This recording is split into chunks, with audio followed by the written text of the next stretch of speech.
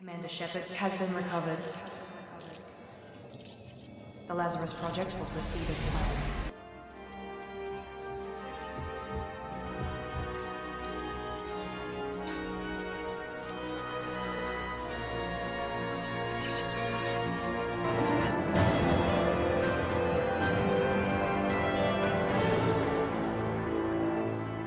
Hello everyone, welcome to the Lazarus Project podcast. This is episode 16. We're a Mass Effect podcast discussing its characters, lore, theory and opinion. The podcast is usually recorded live in the Plobby 54 gaming Discord server. Come join us there to listen to the raw unedited version. All the details you need can be found in the show notes. My name is Craig, and joining me today is my co-host as always, Tim, and a very special guest, and I'll leave it to Tim to introduce him. I am sovereign, and this station is mine. Hello and welcome to this exclusive conversation with an incredibly talented actor. He's starred in some of my favourite TV shows of all time, but he's also turned his hand to some directing, with his latest project being a documentary film called Only in Theatres. Which looks actually really, really good. I've just checked out the trailer for that. So yeah, it's, I'm going to definitely have a watch of that later. But here in the Mass Effect community, you'll know him as the voice of one of the most iconic BioWare characters of all time. It is the voice of Kaidan Alenko, Mr. Raphael Sbarge. Thank you so much for joining us. Great to be here. Thanks for having me. My first question was, how did you get into voice acting? You know, voice acting when I started was really a way in which we would continue as actors to try and make a living and keep going, right? I mean, you know, we as artists and as people who obviously work as freelancers, you never know when the next job is coming. So obviously looking for ways to be able to continue to sort of bring it in is really what it was about. And I was really lucky enough to be kind of start doing this at a time when some of these really remarkable games just sort of started to take flight. The Sith are threatening to overrun our position. We can't hold out long against their firepower. All hands to the bridge. That was Karth contacting us on our portable communicator. I need you to demo that bunker for me. Good. I'm dying to blow something up. Some of the early games that I did were really very rudimentary in a way that the tech was still kind of almost like stick figures, and there were things that were kind of trying to kind of find their way. But what happened was these games, really just sort of came along, and I, I sort of did it the old-fashioned way. I auditioned for them. We know since the game kind of landed that, you know, obviously these games, you know, they've surpassed the rest of the entertainment industry, right? I mean, they have become kind of the, you know, the very top of the food chain, as it were, the very top of kind of the artistic output by these studios is astounding, and their following is in the gajillions of people who, you know, really are dedicated and devoted and really that think of these not just as games, but really as life experiences. These are profound, passionate communities. And there are things and places in them that get touched by these games. Again, specifically, I think because of, you know, the genius of BioWare and the writing, you know, the writing is or was, you know, at the time brought more women into gaming than any other game at that point, you know, which was, you know, prior to that, it was a lot of shooter games, you know, just, you know, kind of really much more sort of targeted at a male audience. This was an idea that really was about, you know, creating characters that had, you know, I remember when we were working on it, trying to find kind of what the style was, you know, working with the director who was sort of really helping us find a way in which we could create kind of a military etiquette and or a way in which we spoke that felt right for this piece. But really, what she kept saying was, you know, we want it more like an episode of 24 or a film. This is not a a character, and this is not something just to be screamed. This is really has more subtlety and more in a way more elegance to it, and that was very appealing. And at the time, of course, was kind of sort of, I think, shocking and remarkable. It was sort of unusual. It really stood out against kind of the field from which it started. I began in the theater. I've done lots and lots of training in the theater, and I think video games really do play to actors who really have that background. That's my opinion. I'm certain there's lots and lots of wonderful actors who haven't had it and have done just fine, thank you. But in terms of kind of where my grounding, and a whole bunch of the other actors that I know that were part of this have a sense of being able to sort of build a character out of very little. When you do a video game, you're really creating it completely out of your imagination. There you are, essentially, as you both are, sitting in front of a microphone, except you're in a lonely room with a guy or a woman behind lots of big thick glass and padded rooms, and you have the lines, and you are really in many cases not even reacting to anyone. There's no, they don't have. I mean, as we evolved, what happened was that BioWare was able to kind of figure out kind of a proprietary program that was really about. They were able to, if the other actor had recorded the lines in the scene, they could actually feed them to you in real time, and you could actually then respond. Shepard, I need a straight answer. Kaidan, don't Kaidan me. This is business. Do you know anything about why Cerberus is here? More often than not, and for years, that was not the case. You really were kind of really dealing with, your, connecting into what was happening and or trying to understand the story.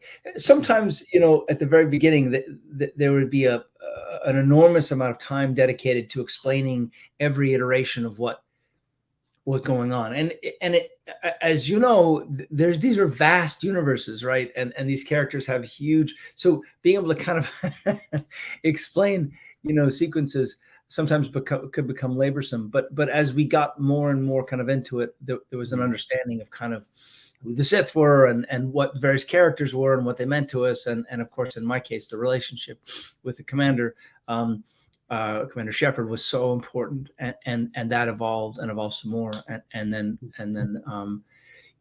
grew. There's enormous artistry in every aspect of this, but to me, the writing was really kind of the cornerstone of what made this game so special. I was going to actually ask you about that. I mean, being in a booth, it must be quite lonely just there without all the other actors. Comparing that to when you're actually in film or on the theater, where you're reacting and you're bouncing off other people.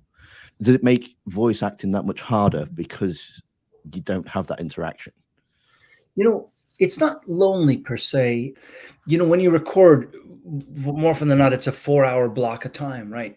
And it's just you, talking and engaging for 4 straight hours. And by the end of it, you're just exhausted. You just can't, you're sick of your own voice, and you're tired, deep tired, because, you're doing it over and over again. And you're trying to also kind of just sort of find it and kind of get to the center of it. I love it, though, by virtue of the fact of the precision that you can do, and you're not encumbered by sets and cameras and props and things that are kind of earthbound. Acting is, in many ways, an imaginative art, right? I mean, you really are sort of you're using the depth and the breadth and the fullness of your imagination and bringing that to the storytelling, right?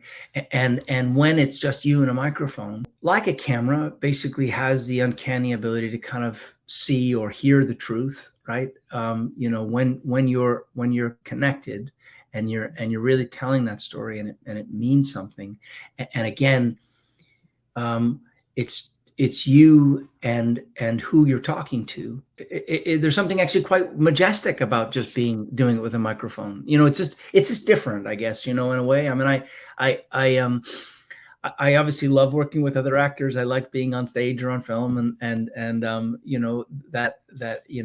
camaraderie of that. This is you and the engineer, eating lunch and hanging out and, talking, and that's kind of it. There is something wonderful about the camaraderie, right, of a cast or or at least anyway, someone to kind of play a scene with. But there is absolutely something exciting in the way in which, you know, this kind of work actually challenges, you know, an actor and gives us an opportunity to kind of get to something else. I suppose there's something quite like profound as well when like both voice actors, both you and whoever you're hearing the voice play back to, whoever you're, you know, bouncing back and forth with, like when you're both just giving it your all, like then there must be something like that. Just I'm like you're saying about like the imagination and stuff that's involved with that. Like it's something subtle, like just hearing a voice, but it's like reading a book, isn't it? Yeah. I mean, you know, like when you're like, here's a simple example. So maybe you're in your car and you put on your favorite piece of music and it just kind of like, it just fills everything up. And then suddenly you're driving and you feel like, you know, the wind is blowing and you're seeing all these images and you feel like you're in a movie, and there's this kind of an amazing sense of kind of connectedness to the moment.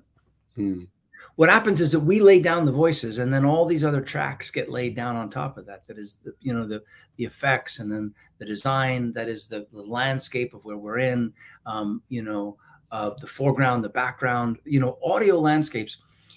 They're very exciting in terms of what they can do, and the spatial relationships that can be created in an audio mix. And then you have, you know, obviously the sounds of the weapons and the running, which is, you know, called Foley in films. I'm not sure what it's called in video games, but basically, you know, the tactile elements of when someone touches a piece of cloth, or, you know, all of that stuff, which creates intimacy in the sound. Again, the oral landscape, right? And then you add on top of that the music, and then maybe explosions the town over, and, you know, and I don't know, you know, like all of this then is what, you know, it's like layered, and it creates this world. That's what's very exciting about kind of this, you know, all of these folks working together in tandem. That's the visual artists, and then, you know, the music, and then again the sound design. It creates this amazing emotional impact. As you're doing it, it's pretty, you know, it's like I don't know, it's bare in its kind of simplicity, but as it's built, it becomes something really special. I guess we better get back to it. At least we threw one hell of a party. Probably the last one. Shepard, you will find a way to win. I know it. And when you do, I'll be waiting. Yeah. How did you approach voicing Kaidan Alenko? Was there any aspects of his character that you found most compelling, or was it just something that, you know, you just kind of read the lines, or did you actually get into the character? No, for sure. The character, I mean, you know, that was a few years ago, I suppose, wasn't it? How to be able to kind of tell you, you know, there is a kind of a, I mean, the interesting thing is that we're cast because there's a vocal quality that feels right? There's something about what's in our voice that matches the story that the creators wanted to tell. So already, in a certain sense, there's some sort of a person that shows up, right, with who you are, which you know we can't run from, which is who you are. That somehow seems to sync up with the story that they want to tell with this character. So that's kind of a given. There's not a lot of research one can do with something like this. One, you know, I was able to kind of look at a lot of the drawings and early designs of what, you know, what he looked like, what his armor was like, you know. Ginny McSwain was the director, by the way, of 1 and 2 that we worked with, and Ginny would talk a lot about being able to kind of create a sense of kind of I think a distance, so that I think as I remember, she put kind of a piece of paper or something, or tape across the room, which was kind of a distance to speak to, so that we're speaking yes, Commander. That there was a clarity to that. It wasn't a mumble. That it again, it had a kind of this sense of military presentation that really was given by distance, and the distance was really provided by the technicality of how much space was between us. But the things that I connected to with Kaidan were his sense of loyalty, his sense of strength, but caring. There's a sort of almost like a deep sense of kind of, I want to say, morality in a way. Although obviously he'd kill someone if he needed to, right? But it means something to me. But there was something deep within Kaidan that felt like he was one of the good guys. Definitely someone you'd want to have, as your mate, and or someone you'd want to kind of go to battle with. He was reliable. He did what he said he was going to do. He, showed up when he said he was going to do. He didn't have a lot of sort of squirrely ulterior motives. He was, he's just, a solid wingman, and in some ways deeply feeling, but in other ways kind of uncomplicated in that regard, because he, his work and what he did and what he stood for was important to There him. were rumors that you weren't dead, that you were working for the enemy. Cerberus and I want the same thing, to save our colonies. That doesn't mean I answer to them. Do you really believe that? Or is that just what Cerberus wants you to think? I wanted to believe the rumors that you were alive, but I never expected anything like this. You And turned that your was back his own sort of on moral everything compass. we That was his North Star. And so that was, those are all descriptors. You can't really play that, but that was kind of, those were the things, like his sense of values are sort of what I connected to. And that, hopefully came through. Also, obviously, the relationship with he and Commander Shepard was very important. Whether that's male or male-female, there was a great deal of sort of emotion. And what they did was they were able to kind of use this kind of military class system, and the understatedness of it, that you could then, through subtext, know what was going on, what was actually being said, and what was actually being felt, sometimes often being two different things, and that created kind of a wonderful sense of kind of juxtaposition. Again, I think wonderful to play in the writing, and again, what we all crave for, which is great writing. I've done video games where I've screamed and screamed and screamed, and you blow your voice out, and it's just all about, get down, fire, run, and there were days that we had some of that. They would usually sort of wait to do those sort of at the end of a session, because invariably your voice would be particularly tired at the end of that. But it clearly wasn't all that. I don't know, just his own interior sense of moral compass is kind of what resonated with me. Yeah. I can imagine there'd be quite a difference as well. Like, just from what you've said, like the difference I'd imagine between, like, you played Scorch, didn't you? You did the voice of Scorch in Republic Commando. I can just imagine there's quite a difference between doing some voice acting for Scorch and like firefights and missions and whatever, and then you compare it to someone like Kaidan, and you've got like an intimate scene with Commander Shepard or something, and you've got to speak as if you're intimate and you're close with this person. You think, what kind of game is this? I imagine there's from what you said, there's really quite a difference there. Yeah, and I've played some squirrely characters as well, and some terrible, I mean, it's, look, again, this is the joy of what we get to do, is that we get to kind of have a range of things that we can kind of explore. These are all the kind of the different crayons in your crayon box, the different colors. But this, kind of romantically, the most intimate moments, those scenes were just wonderful to play. And again, that was because of the writing that made it, so lovely, and then what I so in Mass Effect 2, obviously the character wasn't around a lot, and so that's when a fan wrote in and basically said, what about the letter, and so I read the letter.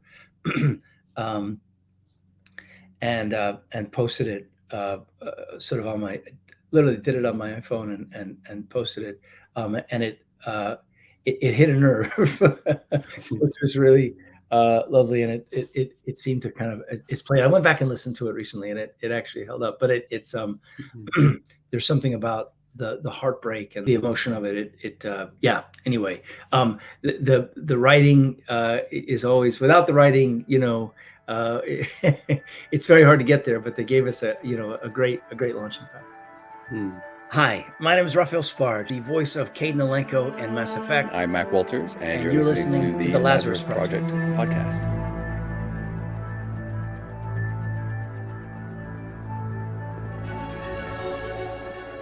Seth Green once said that he was allowed to ad-lib some of his dialogue. I was just wondering if you ever had the same, if you were allowed to do the same. Seth Green, because he's got such a great comic and improv background, it would make sense that he would do that. And they might have even encouraged that with some of the, some of what he did. Occasionally we would come up with some ideas, and I would say, what about this? And particularly as we all kind of, as we began to really, as I really knew my character, right? As Kaidan, it's like you put a suit on and it becomes you, right? In a way. So I wasn't reaching for him. Once I knew who he was, I would throw out some alts. But look, it takes 2 or 3 years to make these games, right? So, and that's hundreds and hundreds of people working to kind of create, the landscapes and the thing that then the actor comes in and kind of gives it life. Within that, it becomes harder and harder to be able to kind of just sort of throw out a lot of stuff because or so much work has sort of gone into kind of, getting you to the moment where you can actually do what you're going to do. Would you say that you're a gamer yourself, or is it kind of more of just your playground for creativity? I've played the game a bit and I love it, but I'm not I wouldn't identify myself as a gamer. Mark Muir is a tremendous gamer, and whenever I get onto a panel with him and there are gamer specific game related questions, I'm always relieved that he's there because he's so knowledgeable.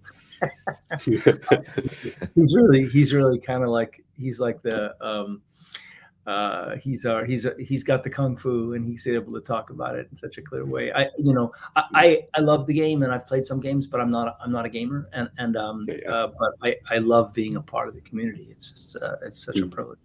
Who survives the Veermeyer mission? Oh, in Veermeyer. Mark basically came out and admitted that he didn't pick Kaidan, which we laugh about. As much as I like Raphael, I have to admit that he went the other way. But she's cute, and I get it. I get it. And it's so funny because there are people that I've met, so many people who come up and literally, when I'm at a con or something, they come up and they literally sort of say, "It's so nice to meet you," and they literally they apologize, I'm so sorry I killed you, and I it's really okay. I don't take it personally, and it's one of those things where enjoy your play. The magic of this game is you can do it. You can come at it from so many different points of view. So it's really it's something, it's a personal journey, and I'm happy that makes you happy. I almost snuck in to try to get you to do a soundbite saying that I'm Raphael Sbarge, Kaidan Alenko, the true Veermeyer survivor. Because I think what you bring to the table in Mass Effect, you and Kimberly brings such a great sense of replayability to the franchise and to the community and just to the experience. I'm so glad. Thank you. Yeah, I admire Kimberly so much. She's also one of the nicest people you'll ever meet. So she's, if you have the privilege or the opportunity to talk to her, she's just delightful and sweet and fabulously talented. So once I did the letter, then I contacted her, and then I said, "Hey, why don't you do the letter too?" So we both did the letter. So and then again, let's put it out. But I am I said this and I'll say it again and again, is, it is such an honor to be a part of this game, and it's such a distinct privilege to be in the community.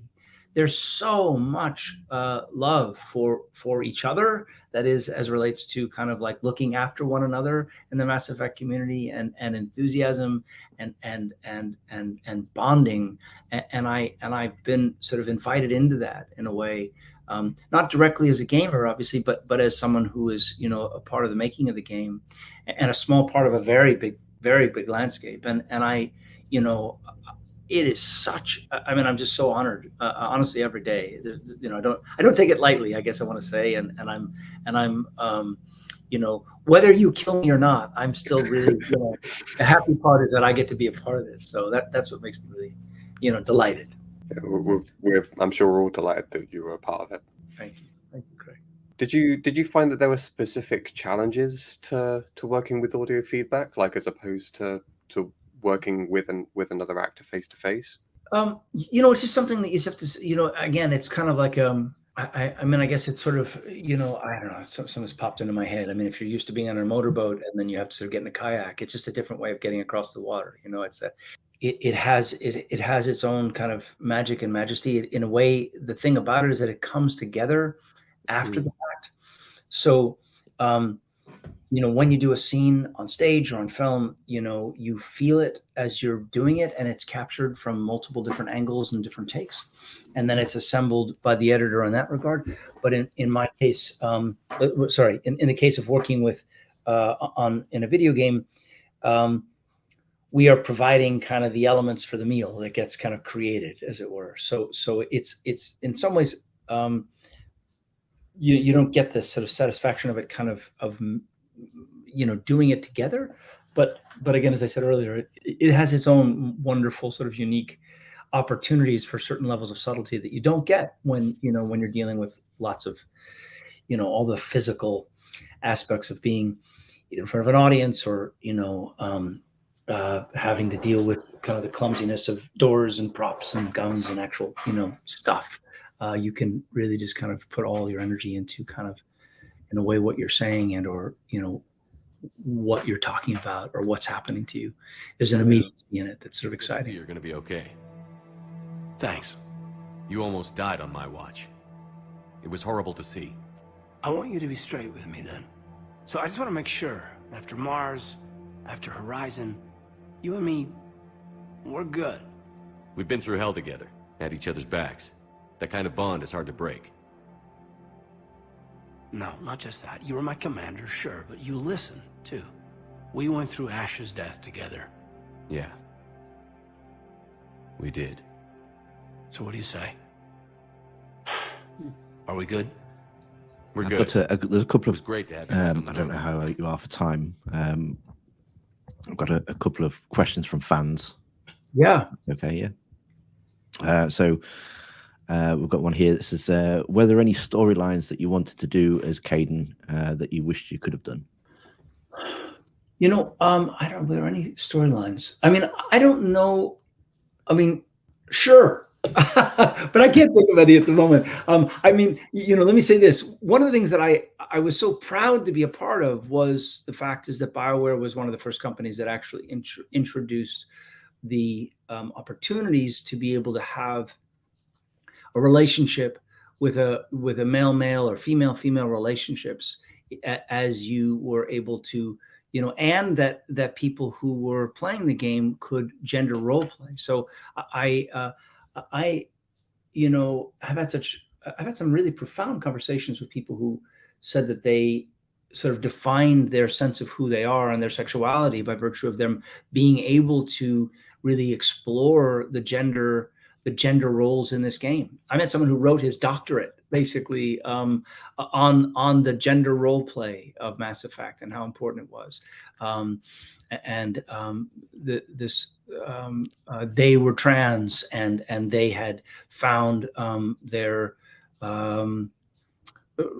really in a world that at the time that wasn't as kind of easily as fluid as it is now, although it's, there's still room for improvement, but it's more fluid than it was and more certainly more levels of acceptance and engagement. At the time when the game came out, it was profound in terms of its helping shift kind of a language and an understanding and an acceptance of us as perhaps as less defined by gender in that regard, he, she, and, allowing us to kind of explore that. This was, I don't know if it was the first, I'm sure there are people that have been able to sort of do studies about this and or can actually sort of cite this, but I believe that Mass Effect and or BioWare were the first or one of the first to kind of really, engage it, particularly in a big way. And I'm again very proud to be a part of having been a part of that, because I that was an important sort of thing that I think the way in which movies and or the way artists can really shift the conversation, the way a musician can write a song or a painter can sort of create something, or an image that locates an idea, or really perhaps gets us to think differently, that by virtue of how that artistic experience then impacts us and opens something in us. This is what artists provide. For me, you hear that song and it somehow just captures something, and you find yourself wiping away tears, and it suddenly you feel heard or understand, or your emotional self gets touched in the deepest part of you. Those things become such gifts, and so it's interesting to me, because I again, having been to many cons and met many fans, I've seen so many tattoos, N7 tattoos, or actual incredible portraits of Kaidan or Shepard or any number, and it has this you go like, wow, tattoos are forever, I'm thinking, and they're like, yeah, this is, and that's where you go like, well, this is more than a game. This is not a game. This is a life-defining experience. And again and again and again, how extraordinary. The other thing that was interesting, I'm sorry, I'm just sort of riffing on your question. I'm just sort of going a little bit everywhere, but I someone had said, and this was, above my pay grade. It was a journalist, I believe, who I read this, but he had said that Mass Effect was to games what Star Wars was to movies. That there was all the games up until Mass Effect, and it was sort of a definer in a way of the landscape. And then there are all the games after Mass Effect that then essentially have been influenced by the kind of the nuclear blast of what is or was Mass Effect, and how exciting is that as well. I mean, elements of the storytelling as well must have, because I mean, like Star Wars was inspired by a lot of classic sort of stories being told, and kind of became an amalgamation of different stories to create something so groundbreaking. Right. I mean, surely, like in terms of Mass Effect as well, like even Knights of the Old Republic, the Star Wars project that you worked on, which obviously BioWare also worked on, like imagine part of the storytelling there would have like fed into what made Mass Effect great as well. Yeah. I mean, again, there are people far smarter than me that would be able to kind of really reference that as relates to kind of the history and the genesis of this. But I am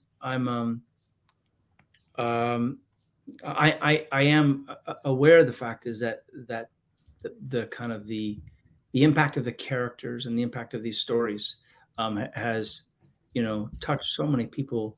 And then there are things anecdotally, like I remember getting kind of someone wrote me and said, told a story about how they had gone through a very terrible experience of their son dying, and she wrote me and said that Mass Effect was the way in which she was able to actually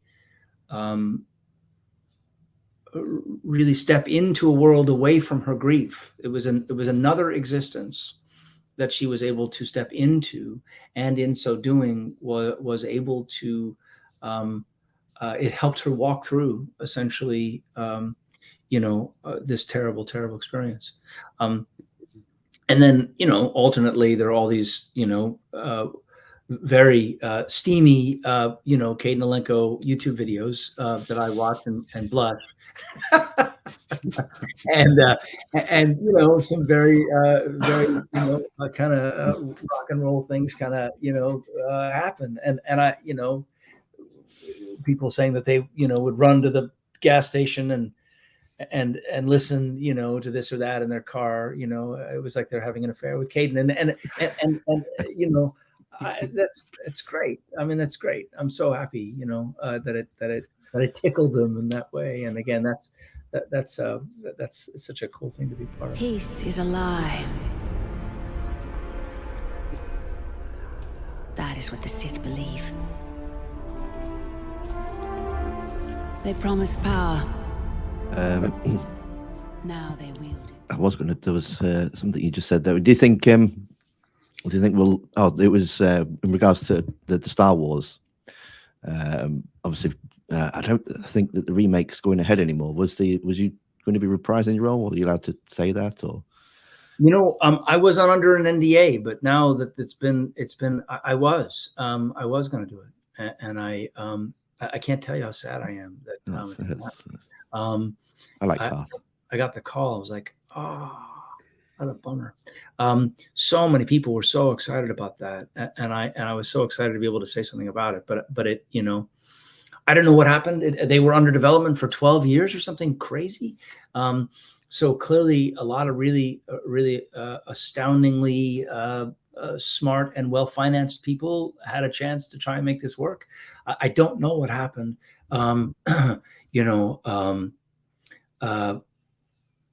Maybe there'll be an opportunity for another company to pick it up. I should imagine so. It's a big franchise, and it's a big story as well. So very popular. Yeah, and again, there's so many fans of that. I mean, so many fans of Karth, and I also love doing that game. So I mean, it would be really wonderful if that came back. But it was a sad day for all of us when that came down. Are you a Star Wars fan yourself? Was it kind of a... Yeah, I love Star Wars. Yeah. I mean, like, 100%. Yeah. So I bet that was an experience. Like, so thrilling. Thrilling. I was a Star Trek fan, and then when I got to be on Voyager and able to go walk, I mean, I was a fan of the original Star Trek, with William Shatner and not anymore. But I being able to touch into these things that kind of reminded me of I don't know, some part of the best part of my childhood in a way. There's the really fun things. It was really exciting to be a part of. Time has run away with us, hasn't it? Do you have a final question there, Craig? Well, yeah, okay. Just all right. Okay. If this is kind of a weird question, but feel free to take in any direction you wish. If someone had never saved Kaidan in a playthrough, what would you say to them to give him a chance?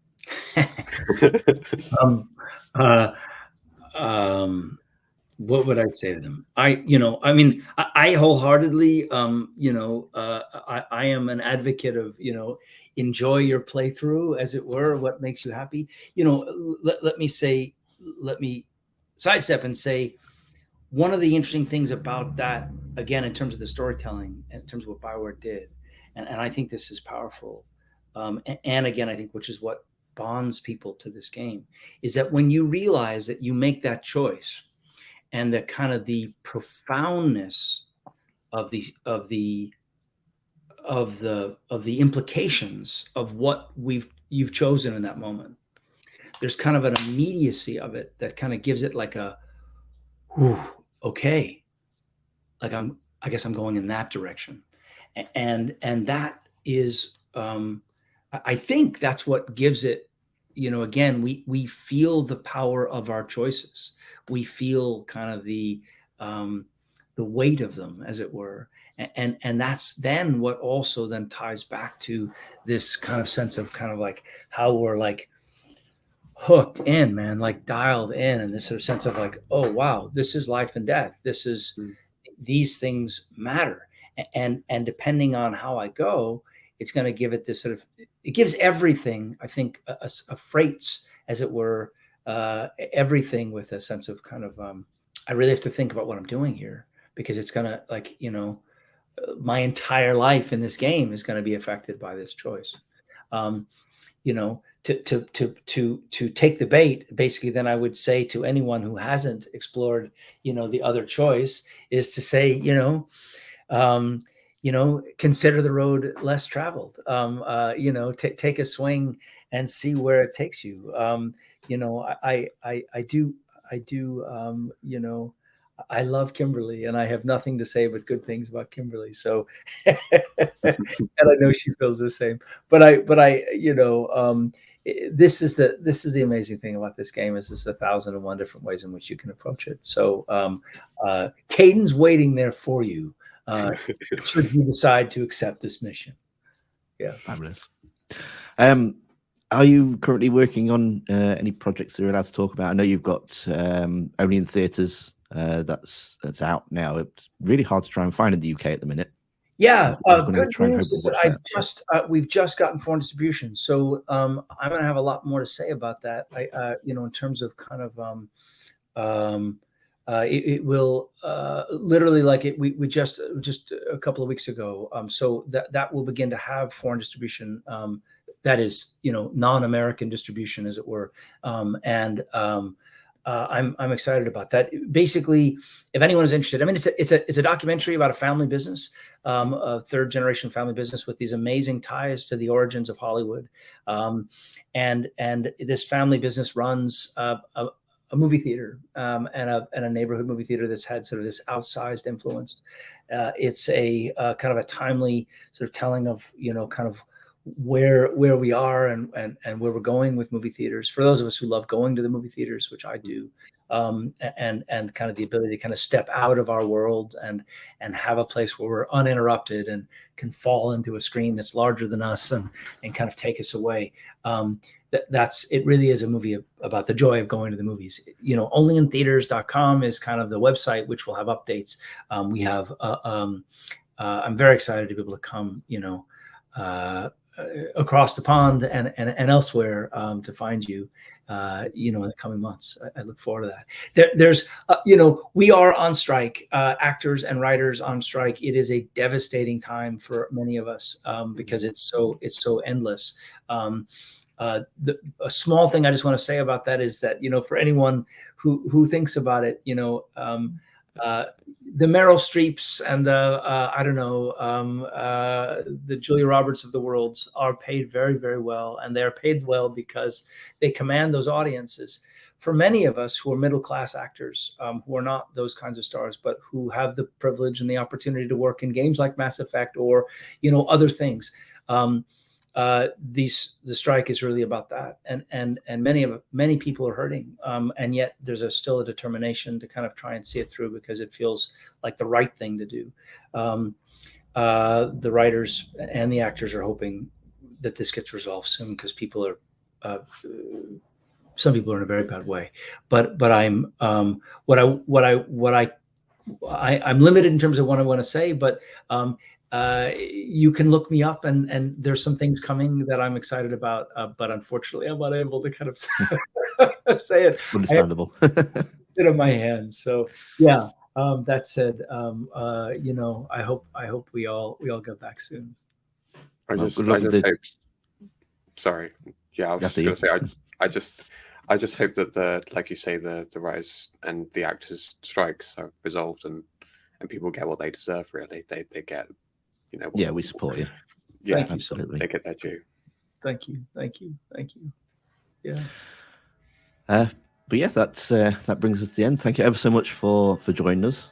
It's been an absolute pleasure. Time's gone super quick.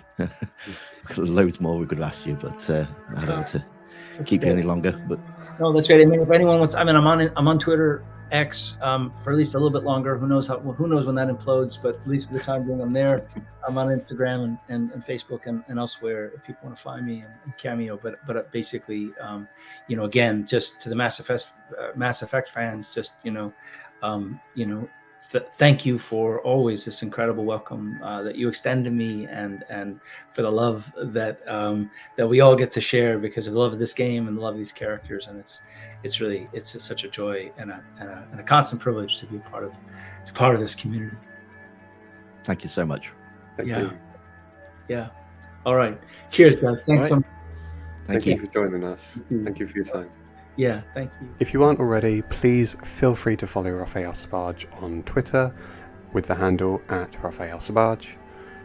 Feel free to follow Tim with the handle @Ploppy54, and me, Craig, with the tag @CraigInHisMac. Thank you very much for listening, and if you have any comments, questions, ideas about future episodes, please do email us at thelpcast@outlook.com. That's thelpcast@outlook.com.